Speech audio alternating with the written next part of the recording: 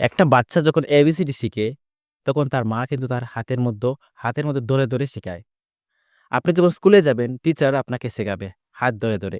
আপনি খেলতে গেলেও দেখবেন কেউ না কেউ আপনার বড় ভাই তাকে তখন হাত ধরে, ধরে আপনাকে শেখায়।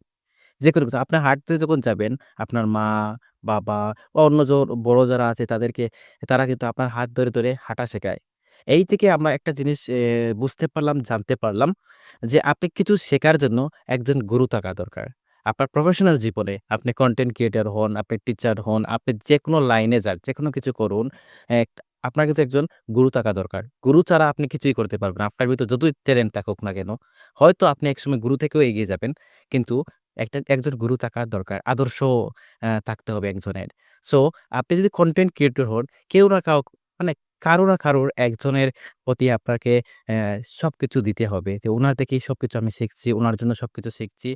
আর গুরু যাকে মানবেন, উনি যে আপনার হাত ধরে সবসময় থাকবেন, তা কিন্তু না। আপনার পাশে থাকতে পারেন, আপনার দূরেও থাকতে পারেন। হয়তো আপনি সেই গুরুকে কখনো দেখেনওনি।